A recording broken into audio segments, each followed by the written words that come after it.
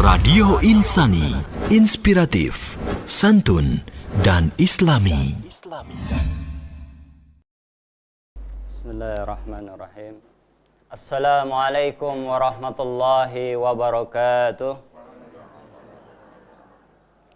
Alhamdulillahi rabbil alamin. Wassalatu wassalamu ala nabiyyina Muhammadin wa ala alihi wa ashabihi wa man tabi'ahum bi ihsanin ila yaumiddin. Asyhadu an la ilaha illallah wahdahu la syarikalah wa asyhadu anna Muhammadan abduhu wa rasuluhu alladzi la nabiyya ba'dah. Ya ayyuhalladzina amanu taqullaha haqqa tuqatih wa la tamutunna illa wa antum muslimun. Amma ba'du fa inna asdaqal hadisi kitabullah wa khairal hadi hadi Muhammadin sallallahu alaihi wasallam.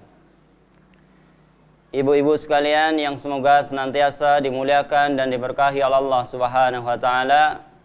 Alhamdulillah, pada kesempatan pagi yang berbahagia ini kita bisa dipertemukan dan dikumpulkan oleh Allah Azza wa Jalla di Pondok Pesantren Tunas Ilmu Kedung Wuluh, yang semoga Allah Subhanahu wa taala senantiasa melimpahkan kebaikan dan keberkahan ke dalam pondok ini dan juga orang-orang yang turut serta andil di dalam pengembangan pondok ini.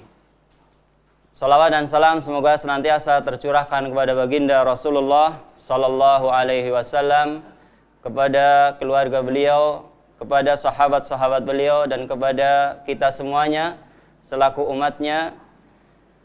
Dan semoga saja keberadaan kita di sini adalah dicatat sebagai suatu amalan saleh yang diterima di sisi Allah Subhanahu wa taala. Kaum muslimin wal muslimat rahimani wa rahimakumullah. Insyaallah pada kesempatan pagi hari ini kita akan mengambil judul pengajian, yaitu yang sudah tertera ada di makalah. Napa Bu niku? Anak soleh, investasi dunia dan akhiratnya. Anak soleh, investasi dunia dan akhirat. Setiap orang tua, ya, dan kita adalah orang tua, insya Allah, itu pasti menginginkan anaknya menjadi anak yang soleh dan soleha. Laras nama mboten? Kenapa kok setiap orang tua itu menginginkan anaknya menjadi anak yang soleh dan solehah? Bahkan mungkin orang yang jahat sekalipun, kalau ditanya, apakah Anda ingin anak Anda kepingin mengikuti jejak Anda misalnya seorang perampok, ketika kita tanya, apakah Anda ingin kalau Anda punya anak itu mengikuti jejak Anda sebagai perampok, ya? Tentu orang tersebut akan menjawab, ya kalau bisa anak saya tidak seperti saya, ya. Anak saya menjadi anak yang baik, ya, tidak seperti bapaknya. Atau mungkin seorang ibu yang wal'iyadzubillah nyuwun sewu, mungkin profesinya sebagai PSK misalnya.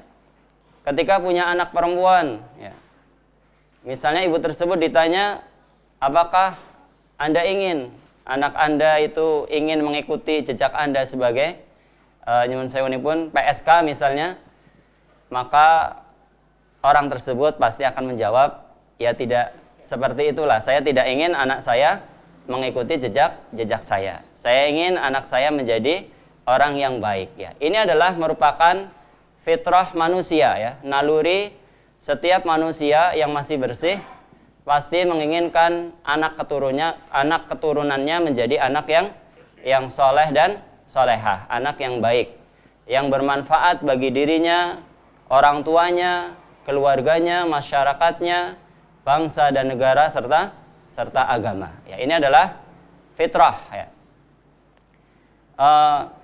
Selain itu adalah sebuah fitrah, ya. Anak yang saleh itu diinginkan oleh setiap orang tua, itu dikarenakan anak yang saleh adalah merupakan aset, ya. Aset apa, Pak? Ya, kekayaan, ya, modal, ya. Anak yang soleh adalah merupakan aset, ya, kekayaan yang sangat berharga. Bahkan anak yang soleh dan yang solehah itu adalah merupakan kekayaan yang tidak bisa dinilai dengan uang dan harta, ya. Tidak bisa dinilai dengan uang dan harta, ya. Dan anak yang soleh ini merupakan aset bagi orang tua sekaligus sebagai investasi, ya. Investasi itu apa, Pak? Bu? Investasi adalah simpanan, ya, atau tabungan. Tabungan bagi siapa? Bagi orang tuanya, ya. Tabungan bagi orang tuanya tidak hanya nanti di akhirat, ya. Ketika kita sudah dihadapkan kepada Allah Subhanahu wa taala atau ketika kita sudah berpisah dengan dunia yang fana ini, tidak. Tetapi anak yang saleh itu juga merupakan investasi atau tabungan atau aset bagi orang tuanya ketika masih hidup, ya. Karena manfaat anak yang saleh itu akan dirasakan oleh setiap orang tua, ya. Tidak hanya ketika sudah meninggal dunia, tetapi ketika juga masih hidup, ya, di dunia ini. Ya. Kita akan bahas, ya, satu persatu atau ini kan ada 2 poin, ya. Investasi dunia dan akhirat. Kita akan bahas yang pertama, bahwasanya anak yang baik, anak yang saleh itu adalah investasi dunia, ya. Ini adalah poin yang pertama. Maksudnya apa? Bahwasanya anak yang soleh adalah merupakan investasi bagi kita ketika kita masih hidup di dunia. Ya, maksudnya adalah ketika kita memiliki anak yang soleh, maka kita akan senantiasa merasa senang, ya, merasa sejuk. Mata kita ketika melihat anak kita mengerjakan atau tumbuh dalam ketaatan kepada Allah Subhanahu wa taala, rajin beribadah kepada Allah Subhanahu wa taala, ya, manut atau taat kepada perintah-perintah orang tua, tidak ngeyel, ya, tidak membangkang, ya. Maka ketika kita mendapati anak kita adalah anak yang baik, tidak membangkang, tidak ngeyel, selalu taat, ya, maka ini adalah merupakan sebuah kebahagiaan, ya. Sebuah kebahagiaan yang dirasakan oleh hati orang tua, ya.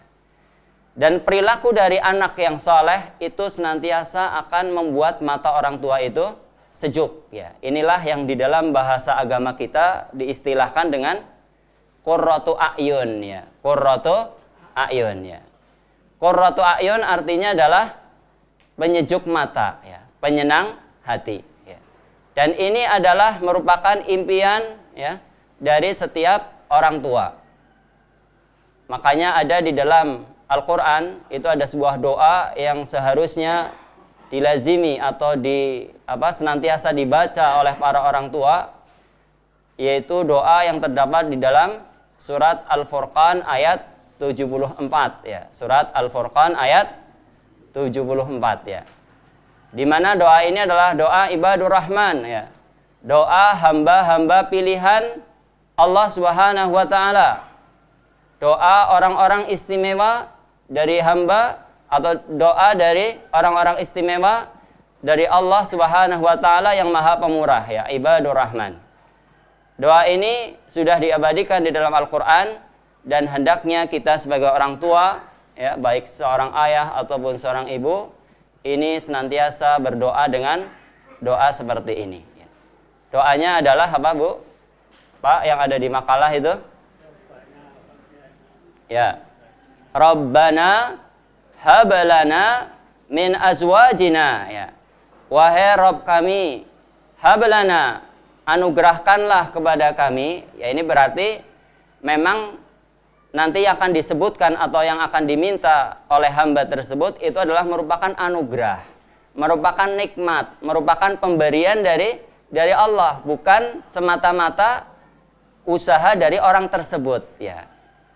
Ya, jadi anak yang soleh ini adalah merupakan nikmat, karunia, anugerah dari Allah Subhanahu wa taala, ya, bukan semata-mata itu dikarenakan usaha dari orang tua. Tentunya orang tua tetap wajib untuk berusaha. Tetapi ketika misalnya qadarullah, ya, apa yang diinginkan orang tua, apa yang diangankan oleh orang tua itu ternyata jauh panggang dari api, ya tidak sesuai dengan apa yang diinginkan, maka hendaknya dia itu bertawakal kepada Allah Subhanahu wa taala.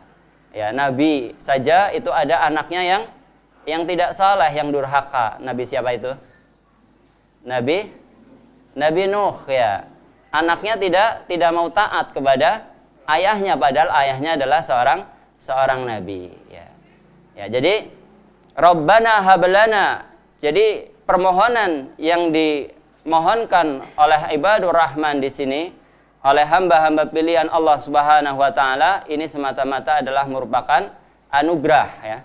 Anugerah, ya, dari Allah tabaraka wa taala. Hablana min azwajina, ya. Anugerahkanlah kepada kami min azwajina, ya, berupa pasangan-pasangan, wa dzurriyyatina, ya, dan juga keturunan-keturunan atau anak cucu, qurrata a'yun, ya. Anugerahkanlah kepada kami istri dan anak keturunan yang mereka itu sebagai qurrata a'yun, ya. Qurrata a'yun adalah artinya, ya, penyenang hati atau penyejuk mata, ya. Waja'alna lil muttaqina imama, ya, dan jadikanlah kami ini adalah sebagai imam atau pemimpin bagi orang-orang yang bertakwa, ya.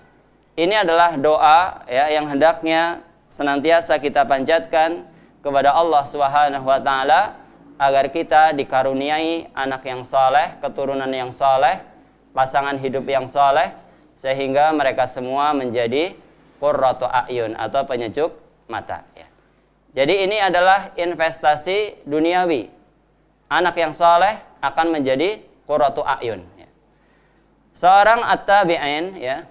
At-tabi'in itu generasi yang datang setelah sahabat Rasulullah sallallahu alaihi wasallam, ya. Seorang tabi'in yang bernama Al-Hasan, ya. Dia adalah merupakan salah seorang ulama dari generasi tabi'in. Al-Hasan ini ditanya oleh sahabatnya yang bernama Katsir Ibnu Ziyad, ya. Katsir Ibnu Ziyad ini bertanya, "Wahai Abu Sa'id, ya." Ini adalah kunyah dari Al-Imam Al-Hasan Al-Basri, ya.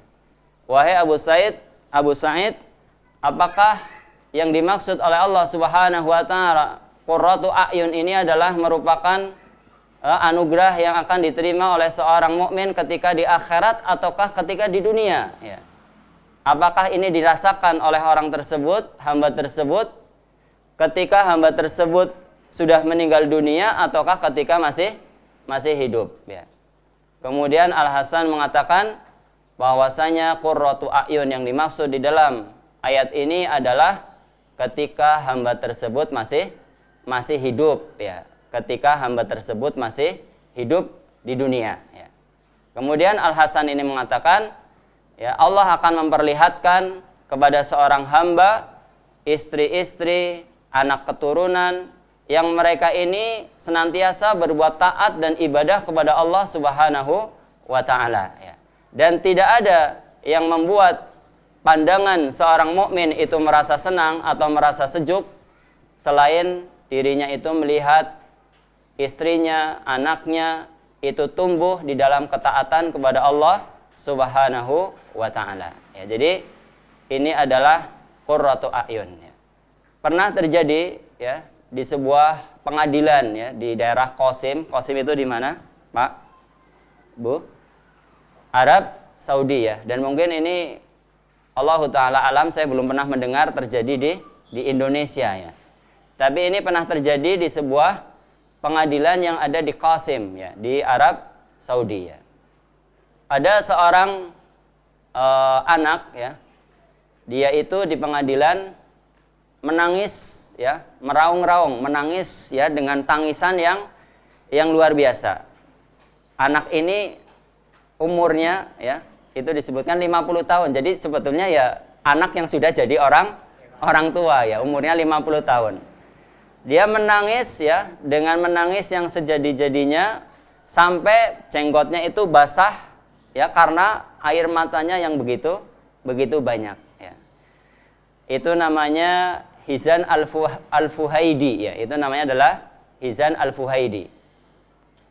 Apakah, ya, kita mungkin heran ya, kok bisa ada orang di pengadilan, ya, kemudian nangis sampai seperti itu, ya, nangisnya itu sebabnya karena apa gitu ya.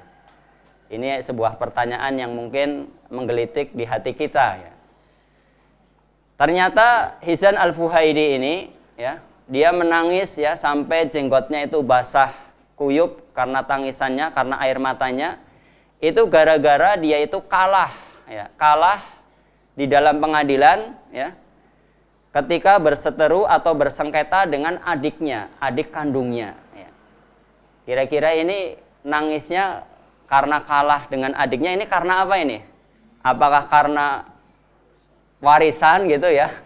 Warisan dia nggak dapat bagian, dikalahkan oleh hakim, kemudian yang berhak mendapatkan warisan adalah adiknya, ataukah karena sebab-sebab yang lain, ya? Umumnya kalau di kita, Pak, ya, di Indonesia ini, orang sampai ke pengadilan, ya, keluarga, ya, ada ikatan talian darah, ya, kakak adik, anak dengan orang tua, ya, pertalian darah, ada hubungan darah, sampai ke pengadilan, ya, itu kira-kira gara-gara apa, Pak? Gara-gara apa?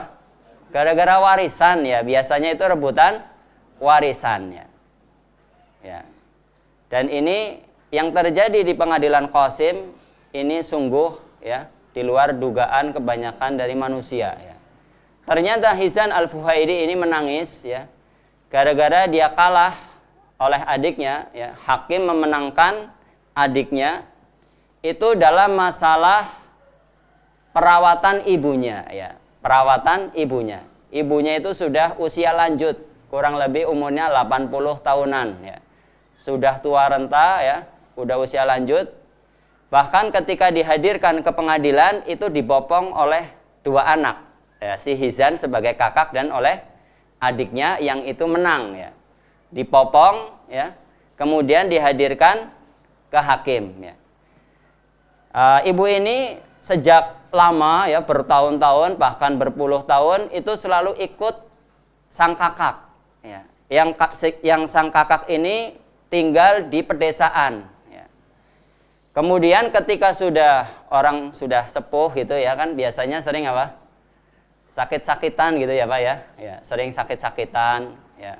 Sebentar mungkin berobat gitu kan.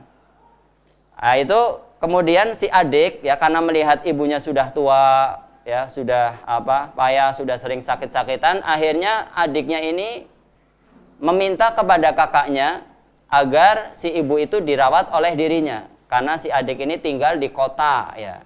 Biasanya kalau fasilitas kesehatan itu lebih lengkap di desa atau di kota, Pak, Bu? Ya, di kota, ya. Apa-apa mudah, ya. Kalau di desa mungkin kayak di kita kan paling ya, misalnya, ya, berobat paling mungkin ke mantri atau ke bidan, ya. Kalau di kota kan langsung ke rumah sakit, ya, ke dokter yang paling canggih lah, ya, paling pintar, ya. Si adik ini meminta kepada kakaknya agar si ibu ini dibawa ke kota, diasuh oleh si adik, ya. Dan si adik ini memang hidupnya berkecukupan, ya. Lebih mampu dibandingkan dengan kakaknya yang tinggal di desa, ya. Kemudian karena si kakak ini bersikeras tidak mau, ya, pokoknya selama saya masih hidup dan saya masih mampu, ya, saya akan merawat ibu saya. Dan selama ini juga alhamdulillah saya mampu, ya. Kemudian karena si kakak juga ngotot ingin memelihara ibunya atau merawat ibunya, si adik juga tetap ngotot, ya, akhirnya kasus ini sampai diangkat ke pengadilan. Kira-kira ada nggak di Indonesia ini, Pak? Rebutan orang tua gitu, ya. Rebutan antara si kakak dengan si adik, ya. Rebutan untuk merawat orang tuanya yang sudah tua, kemudian sampai dibawa ke pengadilan. Ada atau enggak ini? Ya, sudah pernah dengar atau pernah lihat mungkin? Ya, belum, ya. Yang ada malah sebaliknya, ya, mungkin, ya, kamu saja lah sana yang merawat, ya, kok baiklah, ya. aku repot atau mungkin apa alasannya biasanya Pak, Bu? Repot ya biasanya ya. Ya saya repot, anaknya banyak saya, kemudian apa sibuk lah. Ya. Tapi ini justru yang terjadi adalah apa? Rebutan kepingin merawat atau mengasuh orang tuanya ya. Kemudian ketika dihadapkan ke hakim ya, ini sidangnya tidak cuma sekali tapi sudah berkali-kali ya. Jadi si kakak dan si adik ini sidang untuk menentukan siapa yang berhak merawat ibunya itu sampai berkali-kali. Sampai kemudian diputuskan ya, akhirnya oleh hakim untuk didatangkan sang ibu, minta pendapatnya ya. Kira-kira yang lebih berhak untuk merawat jenengan itu siapa Bu ya? Yang lebih jenengan cintai, yang lebih jenengan sukai itu siapa? Apa si kakak, apa si adik? Kemudian si ibu ini paham ya pertanyaan sang hakim ya. Kemudian ibu ini menjawab, adapun si kakak dia adalah mata kanan saya ya. Artinya apa Bu? Pak? Dia adalah mata kanan saya. Kemudian si adik adalah mata kiri saya.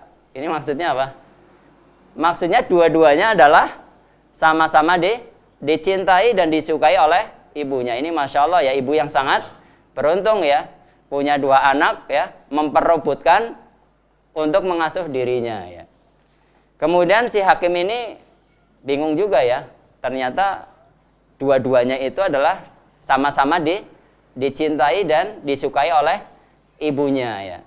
Kemudian setelah berpikir dan menimbang, kemudian hakim memutuskan karena ibunya sudah sepuh, sudah tua, sering sakit-sakitan, akhirnya yang lebih layak untuk mengasuhnya adalah si adik yang tinggal di kota atau di desa?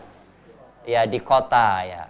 Dengan harapan kalau terjadi sesuatu atau apa sakit apa gitu langsung bisa diobati atau ditangani ya. Ketika si adik dimenangkan ya, si kakak yang sudah bertahun-tahun ya, berpuluh-puluh tahun merawat si ibu kemudian akan berpisah dan dia juga berpikir berarti apa? Saya akan pintu kebaikan ataupun pintu surga itu apa? Sudah tidak di depan mata, hilang gitu ya. Karena sudah dibawa adiknya, maka dia menangis dengan sejadi-jadinya sampai membasahi seluruh jenggotnya. Ini adalah Masya Allah sebuah kisah tentang anak soleh yang sangat sangat diidamkan atau dirindukan oleh setiap orang tua. Dan ini bukan kisah khayal atau kisah fiksi, tetapi ini adalah sebuah kisah nyata yang terjadi di mana tadi? Di Qasim ya, Qasim Arab Saudi ya. Ya. Jadi anak investasi dunia adalah sebagai qurratu a'yun ya. Dia selalu mendoakan kebaikan kepada orang tuanya ya. Selalu menyenangkan, membahagiakan orang tuanya, selalu melayani ya apa kebutuhan orang tuanya ya.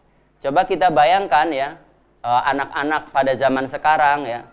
Mungkin ketika orang tua menyuruh ya, kira-kira misalnya ya, anak kita suruh sholat atau bukan anak kita. Sebagian anak pada zaman sekarang kalau disuruh orang tuanya untuk sholat misalnya, untuk sholat itu gimana biasanya jawabannya?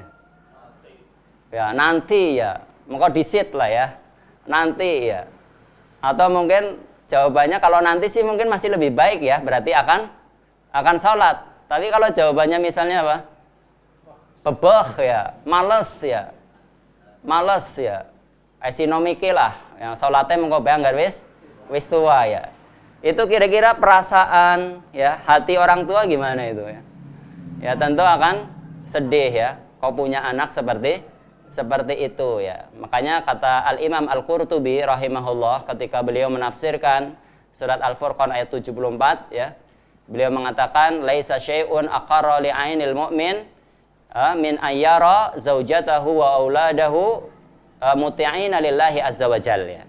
Tidak ada sesuatu yang membuat pandangan orang yang beriman itu merasa sejuk selain dirinya itu melihat istrinya, melihat anaknya muti'ina lillahi azza wajal ya. Mereka berbuat taat, beribadah kepada Allah ya dengan semangat, dengan sungguh-sungguh ya.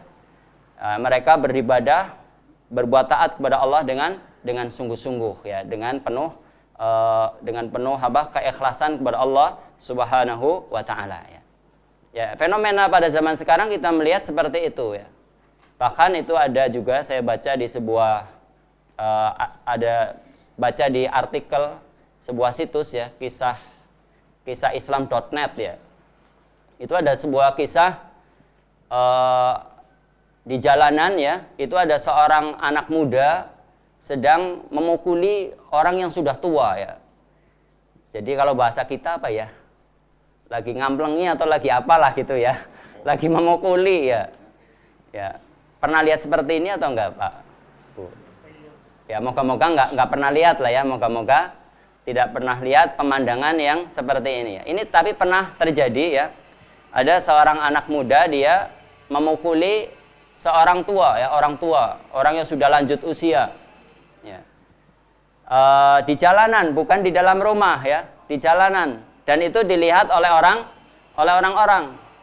Kemudian orang-orang yang melihat kira-kira apa ngecorakan, membiarkan atau kira-kira gimana reaksinya itu? Ya, reaksi yang pasti umumnya terjadi adalah dia akan berusaha untuk menolong. Orang-orang yang melihat berusaha untuk memisahkan si anak ya yang sedang memukuli atau menganiaya orang tua tersebut ya. Kemudian ya, orang-orang itu pada berusaha melerai ya, dipisah apa gitu ya. Yang ternyata setelah ditanyakan itu memang orang tuanya sendiri ya, bukan orang lain ya. Kalau di kita mungkin kan paling apa yang dikamplengi, dipukuli itu biasanya apa? Maling gitu ya, maling ya. Bukan orang tuanya sendiri, orang lain. Dan ini juga main hakim sendiri tidak baik, tidak dibenarkan di dalam syariat Islam ya. Ternyata ini yang dipukuli ya, yang dianiaya adalah orang tuanya sendiri yang sudah tua. Akhirnya dipisah, dicegah. Tetapi malah justru orang tua ini ya yang bilang kepada orang-orang biarkan gitu ya. Ini kan aneh ya. Ya. Biasanya kan kalau itu ya tolong gitu kan ya. Supaya orang lain pada menolong. Dia dipukuli diam saja ya, seperti pasrah begitu. Kemudian ketika dilerai malah orang tua ini mengatakan ya biarkan saja gitu. Ya, kemudian setelah dicek ya, ditanya, ternyata apa? Kenapa kamu kok mukuli seperti itu kepada orang tua kamu sendiri gitu ya? Si anak ini kan walaupun orang tua bilang biarkan, tapi kan orang tidak mungkin akan membiarkan, tetap dilerai. Kemudian si anak ditanya, kenapa kok kamu mukuli orang tua kamu sendiri ya? Dengan sangat biadab lah ya. Kemudian si anak ini menjawab, sungguh dulu waktu saya kecil saya pernah melihat orang tua saya ini berarti mana? Yang sedang dipukuli ya. Waktu saya kecil saya sering melihat orang tua saya ini memukuli kakek saya sampai berdarah-darah ya. Jadi apa itu? Al jaza'u min jinsil amal. Jadi apa? Pembalasan seperti itu. Al jaza'u min jinsil amal. Dan ini juga hendaknya setiap orang tua ataupun setiap orang tua itu harus memperhatikan lah bagaimana dia berperilaku kepada orang tuanya ya, supaya dia tidak dibalas oleh anaknya. Dan juga secara implisit kita bisa mengambil pelajaran ya, seharusnya si anak juga jangan, kalaupun dia pernah melihat orang tuanya melakukan hal yang demikian kepada kakeknya ya, kepada orang tuanya si orang tua itu, hendaknya dia tidak mencontoh perilaku buruk dari orang tuanya ya. Nah, ini adalah salah satu potret atau kisah orang yang ini termasuk durhaka atau tidak ini si anak. Apakah kita mengatakan ya itu pembalasan gitu, berarti seimbang gitu. Apakah kita mengatakan seperti itu ataukah tetap kita mengatakan itu adalah anak yang durhaka? Tetap kita mengatakan itu adalah anak yang durhaka ya. Karena keburukan tidak seharusnya dibalas dengan keburukan, ataupun keburukan itu hendaknya tidak dicontoh. Ini adalah investasi duniawi ya. Anak sebagai penyejuk mata qurratu a'yun ya. Kemudian ya, yang kedua, poin yang kedua adalah anak sebagai investasi akhirat ya. Anak sebagai investasi akhirat maksudnya adalah ketika orang sudah meninggal dunia ya, karena alam akhirat itu dimulai ketika orang sudah berpisah dengan dunia. Alam barzah, alam kubur itu sudah termasuk alam akhirat ya.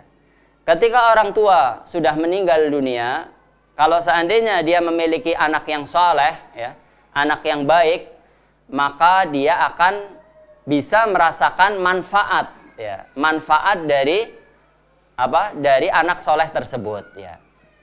Dia akan tetap mendapatkan aliran pahala ya, dari amal-amal soleh, amal-amal kebaikan yang dilakukan oleh anaknya tersebut ya. Ini adalah berdasarkan sabda Nabi SAW ya, di dalam sebuah hadis yang diriwayatkan oleh Imam Muslim, di mana Rasulullah SAW bersabda, "Idza matal insanu inqata'a anhu amaluhu illa min salasatin." Ya. Jika seorang manusia itu meninggal dunia, maka terputuslah darinya seluruh amal kebaikan. Ya. Illa min salasatin, kecuali dari 3 hal. Ya. Para ulama menjelaskan ya, bahwasanya yang dimaksud dengan manusia di sini adalah manusia yang beriman. Ya. Al-mu'min ya. Jika telah meninggal seorang manusia, maksudnya adalah manusia yang beriman. Karena orang-orang kafir, orang-orang yang tidak beriman, baik orang itu masih hidup ataupun sudah meninggal, amalannya itu tidak bermanfaat ya.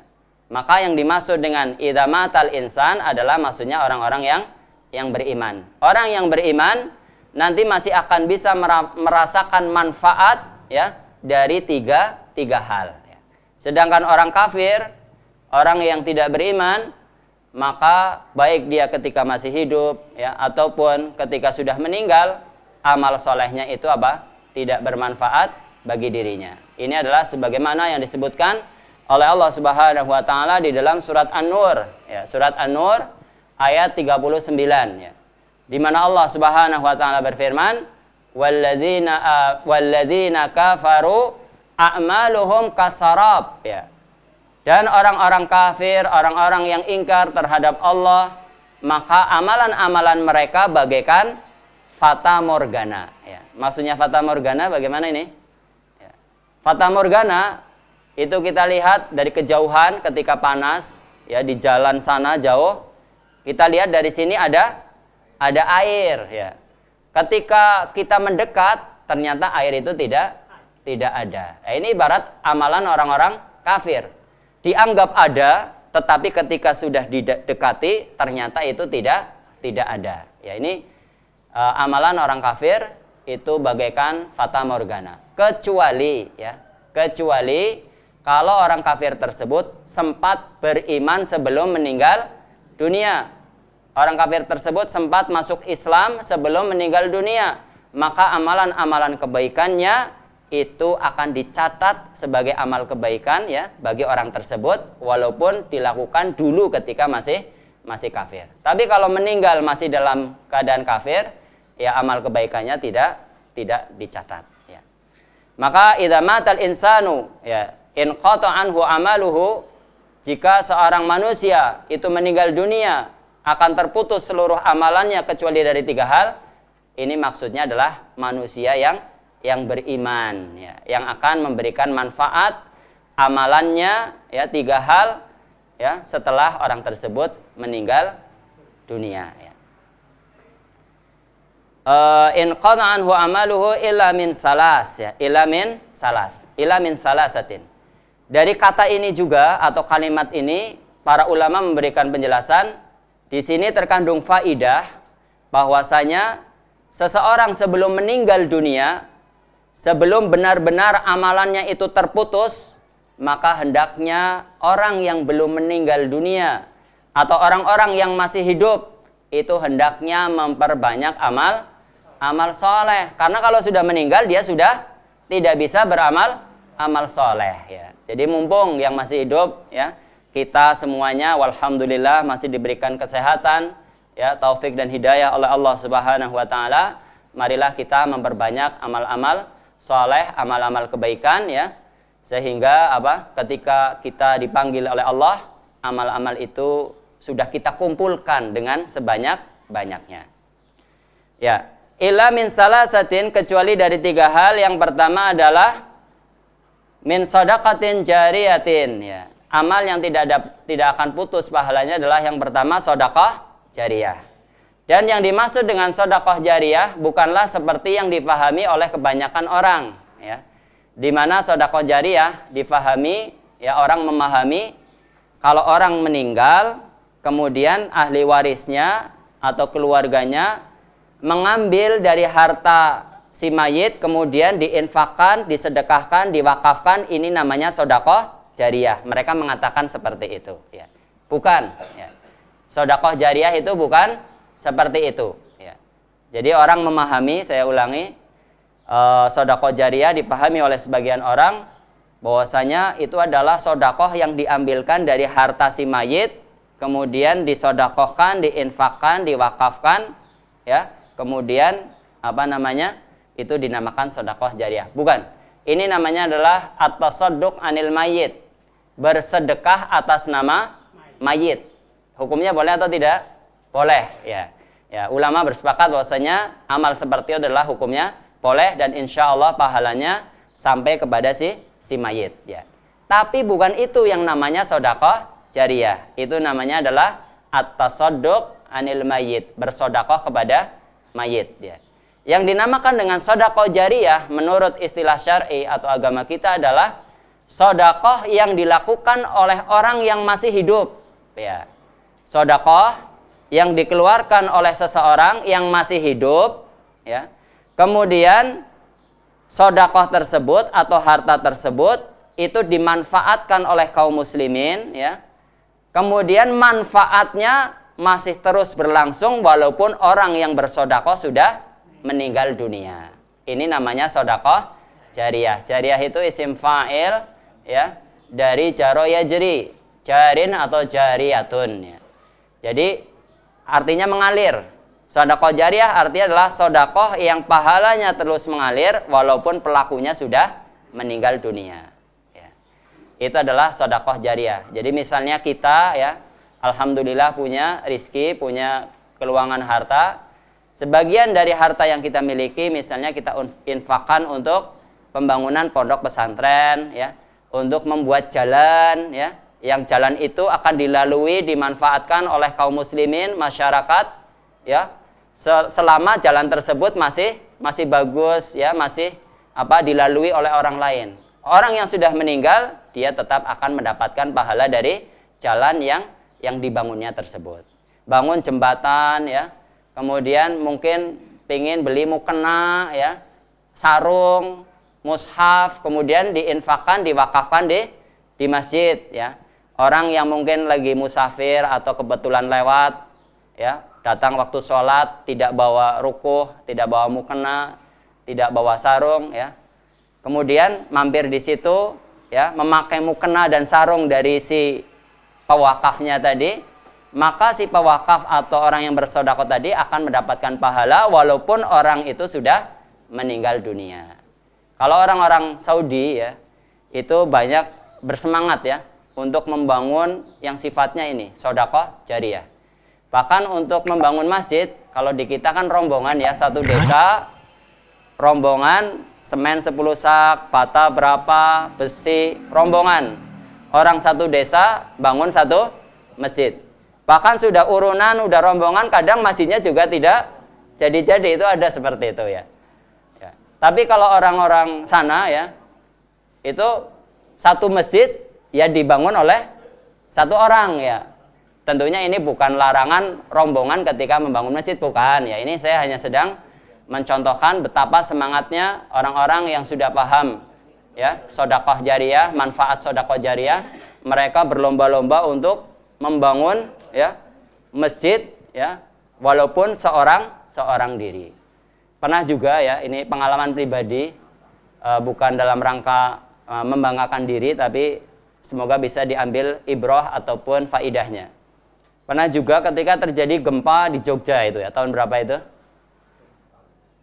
2006 ya, 2006, Mei 2006 ya. Seingat saya Mei 2006.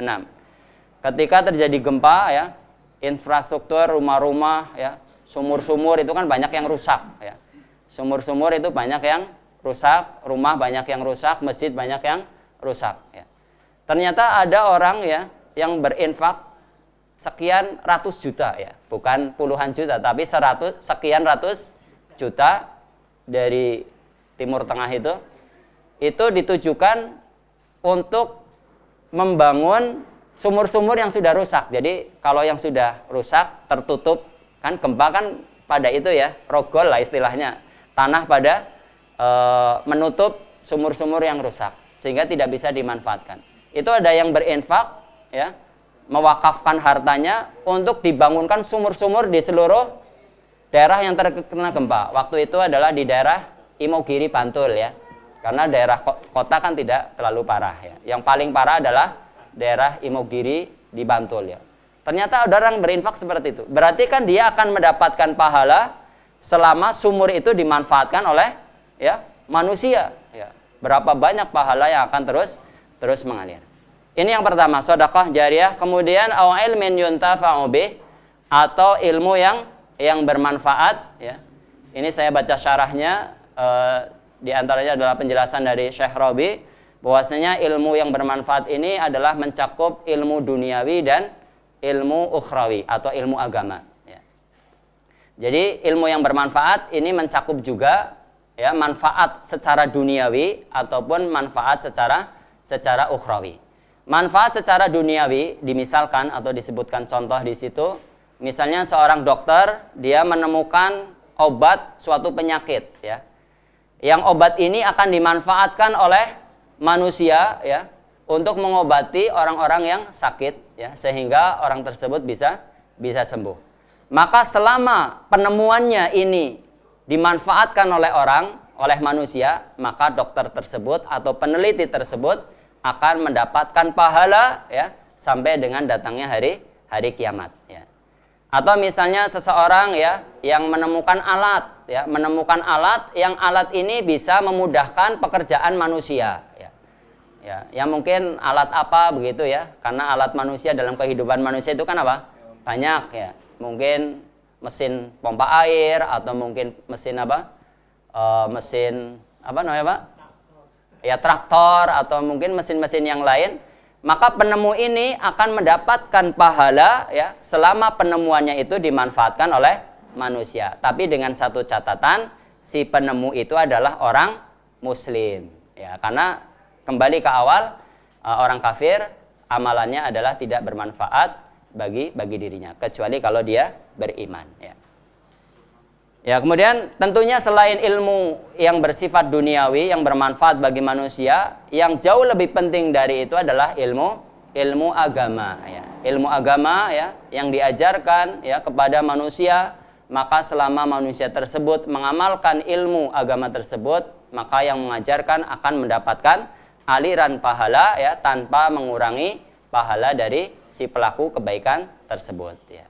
Dalilnya adalah sebuah hadis yang dijelaskan oleh Rasulullah sallallahu alaihi wasallam, "Man dalla ala khairin falahu ajruhu ya falahu ajruhu mislu ajri man amila bihi min khairi ayan qusa min ujurihim syai'un au kama qala sallallahu alaihi wasallam ya. Barang siapa yang mengajarkan atau menunjukkan kepada suatu kebaikan, maka dia akan mendapatkan pahala dari kebaikan tersebut ya, seperti orang yang mengerjakan tanpa mengurangi pahala mereka sedikit pun ya. Makanya kalau kita punya anak ya, maka kita ajari ya cara sholat, cara wudhu, bersuci ya, kemudian membaca Al-Quran ya. Jangan sampai kita serahkan kepada orang lain. Ini kebanyakan manusia pada zaman sekarang kan apa? Maunya mau enak ya, menyerahkan tugas pendidikan ya yang sifatnya dasar malah kepada orang lain. Nanti yang dapat pahalanya siapa? Ya orang lain ya, guru ngajinya ya. Kalau seandainya diajari sendiri oleh orang tuanya, maka yang akan mendapatkan aliran pahalanya siapa? orang tuanya sendiri, ya, orang tuanya sendiri. Makanya salah satu pesan Syekh Abdul Razak, ya, salah seorang ulama yang ada di Madinah sana, yang insya Allah akan mengisi tablik akbar di Istiqlal tanggal 3 April, ya, beliau berpesan atau berwasiat hendaknya setiap orang tua itu minimal mengajari anak-anaknya itu juz amma, ya. Ya, ini minimal orang tua mengajari anak-anaknya juz amma. Kenapa kok juz amma? Ya, karena di dalam juz amma itu kan ada surat-surat pendek, yang surat-surat pendek itu kebanyakan dipakai untuk sholat, bacaan sholat. Jadi selama anaknya tersebut mengerjakan sholat, membaca surat-surat pendek, ya, atau juz amma yang diajarkan oleh orang tuanya, maka orang tuanya akan terus mendapatkan aliran pahala. Ini adalah yang kedua, ilmun yuntafa'u bih. Kemudian yang ketiga, awaladin sholihin yad'u lahu, anak soleh yang mendoakan kedua orang tuanya. Ini adalah investasi akhirat, ya. Kita akan mendapatkan, ya, aliran pahala dari anak soleh yang kita miliki. Dan para ulama menjelaskan bahwasanya yang sampai kepada orang tuanya pahalanya bukan cuma doa saja, ya. Karena kan disebutkan di sini apa? Yad'u lahu, ya, yang mendoakan kedua orang tuanya. Para ulama menjelaskan yang dimaksud, ya, yang akan sampai kepada orang tuanya pahalanya itu tidak terbatas kepada doa saja, ya, tidak terbatas kepada doa saja. Tetapi seluruh amal-amal soleh yang dilakukan si anak, ya, baik sholat, puasa, membaca Al-Quran, bersedekah, ya, kemudian apa? Doa, dan amal-amal kebaikan yang lainnya, maka orang tua itu juga tetap akan mendapatkan pahala. Makanya ini pentingnya anak soleh, ya. Orang tuanya sudah tiada, tapi dia masih mendapatkan aliran pahala, ya, mendapatkan aliran pahala dari anak yang berbuat kebaikan. Dijelaskan oleh At-Tibbi bahwasanya salah seorang ulama, ya, bahwasanya orang tua tetap mendapatkan aliran pahala dari si anak, ya, yang tidak hanya berupa doa saja, ya, seluruh amal kebaikan itu dikarenakan si orang tua adalah merupakan sebab adanya anak itu di dunia, ya. Sebab adanya anak tersebut di dunia. Apa bisa anak lahir tanpa ada orang tua, Pak? Ya, tidak ada, ya. Itu dijelaskan seperti itu. Nah, terus kenapa di dalam hadis ini disebutkan yad'u lahu, ya? Kenapa disebutkan cuma doa anak soleh yang berdoa kepada orang tuanya? Ini dijelaskan, ya, bahwasanya disebutkan yad'u lahu, anak soleh yang mendoakan kedua orang tuanya, fihi tahridun, ya, lil waladi lid du'ai, fihi tahridun au haddun au hasun 'alal waladi lid du'ai liwalidayhi. Bahwasanya disebutkan anak soleh yang berdoa kepada orang tuanya, di sini terkandung motivasi, ya, terkandung motivasi agar anak itu banyak-banyak mendoakan orang tua. Kenapa kok doa? Karena doa adalah ibadah yang paling mudah, ya. Si anak nggak punya harta bisa berdoa atau tidak? Bisa, ya.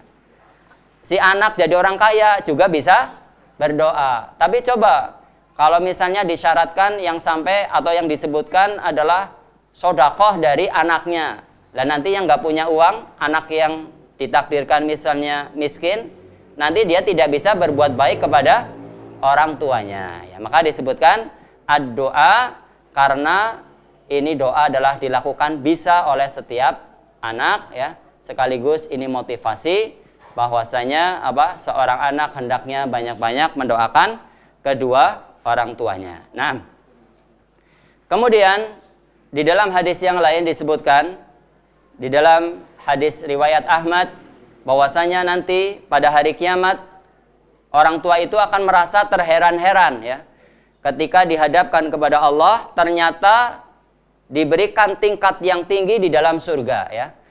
Dia diberikan tingkat yang tinggi di dalam surga. Ya, kita ketahui surga itu bertingkat-tingkat, tidak satu level, ya. Karena nanti orang yang banyak berbuat taat tentu beda tingkatnya dengan orang yang banyak berbuat maksiat, ya, walaupun muslim, ya. atau yang ibadahnya pas-pasan saja. Itu berbeda dengan orang yang memang ibadahnya sungguh-sungguh ya, rajin. Itu beda. Surga adalah bertingkat-tingkat. Nanti ada orang tua heran ketika di surga ternyata ditempatkan di tempat yang tinggi, di derajat yang tinggi. Kemudian dia bertanya kepada Allah Subhanahu wa taala ya.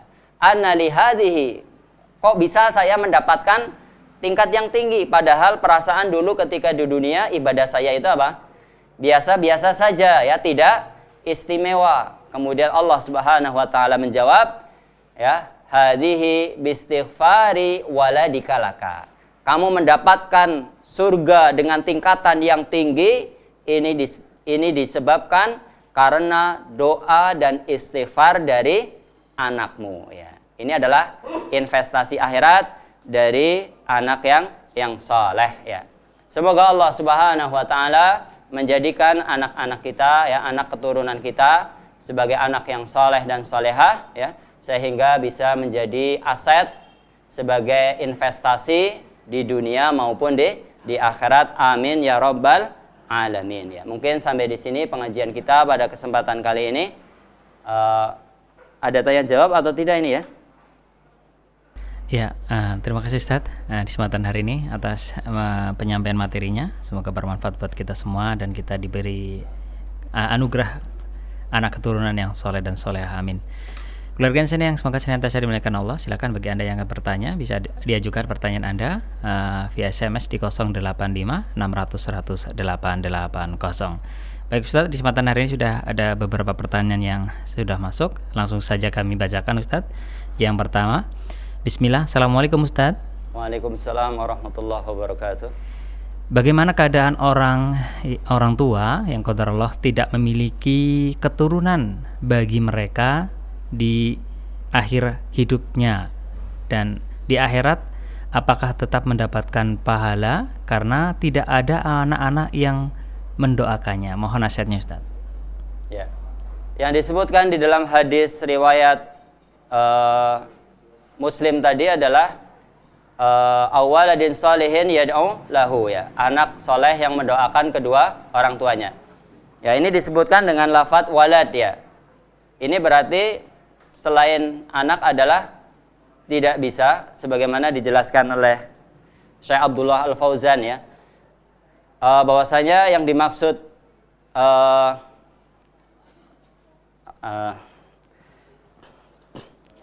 ya, kalaupun dia tidak punya anak maka masih terbuka pada poin yang kedua itu tadi, ilmun yuntafa'u bihi ya, ilmu yang diajarkan yang bermanfaat bagi orang lain ya.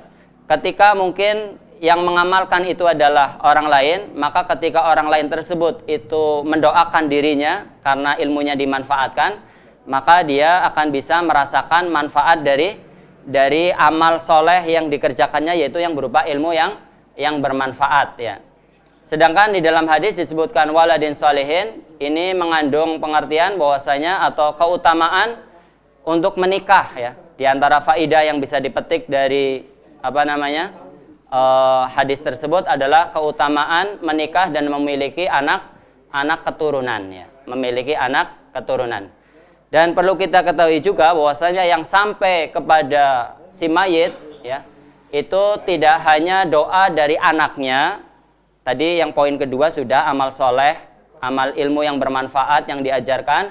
Kemudian kalaupun tidak dari anaknya karena dia tidak punya keturunan ya, maka dia bisa mendapatkan doa dari kaum muslimin secara umum ya, bisa mendapatkan doa dari kaum muslimin secara umum ya. Ini berdasarkan firman Allah Subhanahu wa taala di dalam surat Al-Hasyr ayat 10 ya, yang menjelaskan tentang sampainya doa kaum muslimin kepada kaum muslimin yang lain ya, walaupun doa tersebut bukan anaknya sendiri ya. Allah Subhanahu wa taala berfirman, "Walladzina ja'u min ba'dihim yaquluna rabbana ighfir lana wa li ikhwanina alladzina sabaquna bil iman." Ya. Dan orang-orang yang datang setelah mereka. Ya, ayat ini menjelaskan tentang orang-orang yang datang setelah sahabat Nabi ya, ketika para sahabat sudah meninggal, yaquluna rabbana ighfir lana, wahai Rabb kami, ampunilah dosa-dosa kami, Rabbana fir lana wa li ikhwanina alladzina sabaquna bil iman. Dan ampuni pula orang-orang saudara-saudara kami ya yang telah mendahului kami ya dalam keimanan ya. Ini menunjukkan bahwasanya istighfar atau doa dari orang lain ya itu bisa sampai walaupun bukan anaknya sendiri ya. Seperti itu, wallahu taala ala wa alam. Ya, terima kasih Ustadz atas nasihatnya. Satu pertanyaan lagi Ustadz yang akan kami bacakan dari hamba Allah yang bertanya. Bismillah. Assalamualaikum Ustadz. Waalaikumsalam warahmatullahi. Di kalangan masyarakat kita jumpai para orang tua menitipkan anak-anaknya kepada orang tua kandungnya atau mbahnya. Yang menjadi pertanyaan, ketika cucu ini sudah merasa nyaman dengan mbahnya, apakah doa yang sebaiknya dipanjatkan untuk mbahnya? Mohon nasihatnya Ustadz. Maksudnya doanya dari cucunya sampai atau tidak begitu apa? Nah Ustadz. Oh ya. Ya disebutkan di dalam hadis tadi kan anak gitu ya, walad. Ya, kemudian apakah cucu itu juga termasuk anak begitu ya? Ya, cucu ini adalah termasuk anak ya. Sebagaimana dijelaskan oleh Syekh Abdullah Al-Fauzan ya, tadi saya kutip namanya itu, bahwasanya doa cucu itu sampai kepada kakek atau neneknya ya, itu sampai ya. Apalagi banyak juga ya cucu-cucu yang dititipkan kepada kakek dan neneknya, malah orang tua sibuk mencari nafkah ya. Ya itu insyaallah sampai ya, karena cucu adalah termasuk anak ya, termasuk keturunan dari si orang tersebut ya. Wallahu taala a'la wa a'lam. Karena waktu mungkin sudah habis, kita tutup dan kita cukupkan sampai di sini. Semoga bermanfaat. Naktabi bihadzal qadar. Subhanakallahumma wa bihamdika asyhadu an la ilaha illa anta astaghfiruka wa atubu ilaik. Assalamualaikum warahmatullahi wabarakatuh.